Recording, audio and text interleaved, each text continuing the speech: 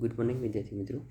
આજે આપણે SSC Gujarati SL પૂરક વાંચન 5 દીવડો તેનો અભ્યાસ કરીશું.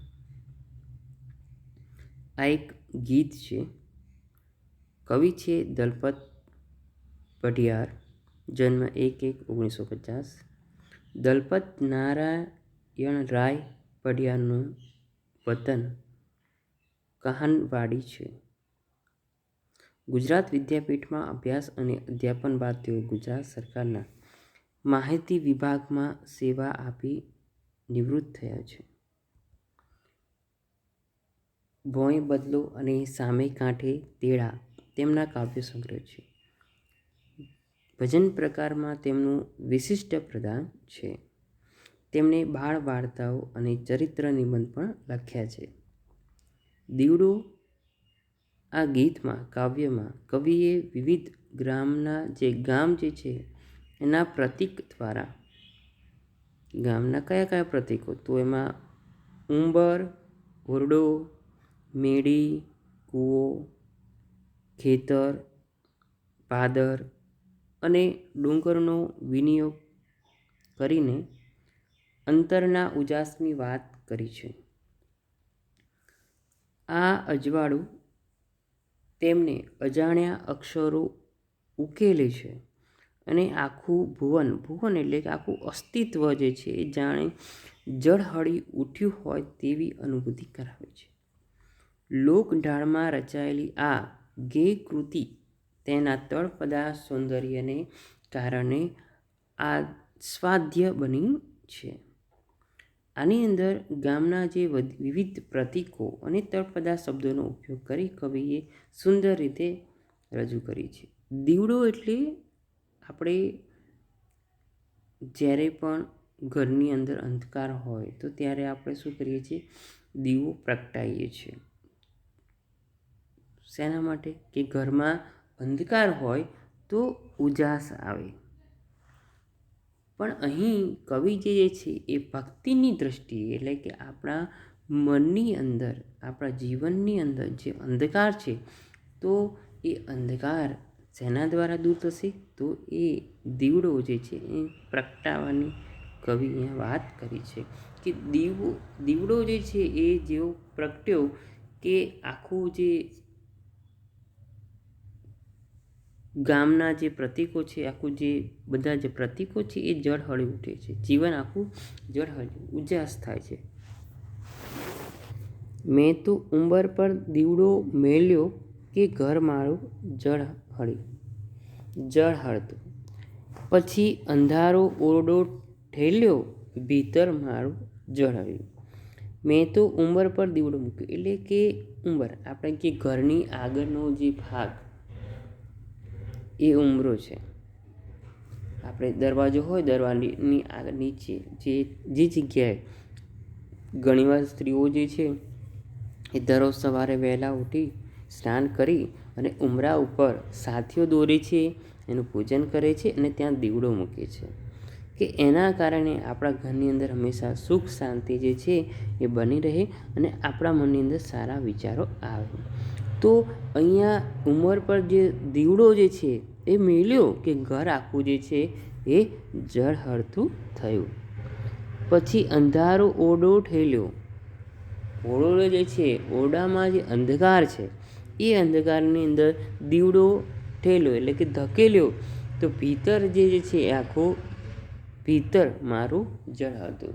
એટલે અહીંયા કવિ પોતાના જીવનની અંદર ફક્ત કે આપણે જીવન જે છે, જીવનની અંદર જ્યારે અંધકાર હોય ત્યારે દીવડો જે છે એ ભીતર જ્યારે ઠેલવવામાં આવે છે, ધકેલવામાં આવે છે, ત્યારે આપણે ભીતર જીવનની અંદર દીવડાથી છે આપણું જે જીવન જે છે એ પ્રકાશિત થાય છે. જીવનમાં જે મુશ્કેલી છે એને દૂર કરવાની આપણને શક્તિ મળે છે. મેં તો મેળીએ દીવડો મેલ્યો કે મન મારું ઝળહળતું. મેળી એટલે કે ઘરની ઉપરની જે ઓરડું એને મેળી. તો મેળી ઉપર દીવડો મેલ્યો કે મન મારું, અહીંયા કવિ જે છે મન કહે છે કે મારું જે મન જે છે એ ઝળહળતું થઈ ગયું. પછી ડમરો રેલમ છેલ રેલ્યો કે વન મારું ઝળહળતું.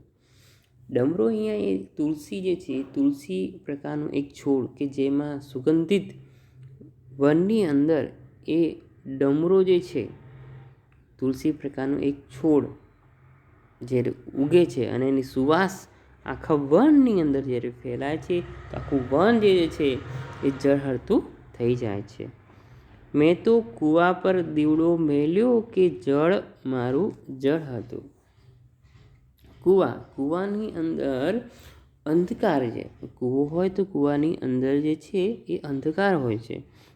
તો એ અંધકાર દૂર કરવા માટે દીવડો મેલ્યો, પણ એ અંધકાર તો દૂર થાય છે, સાથે સાથે આખું જે જળ જે છે એ જળ મારું જે છે એ ઝળહળતું થઈ ગયું.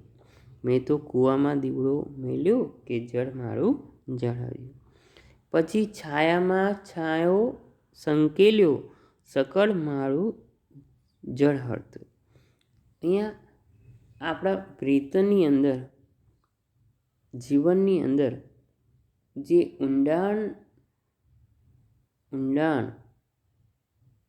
જે આપણો દીવડો છે, જીવ આત્મા છે, તો જીવ આત્મા જે છે એ પણ શું એક દીવડો છે.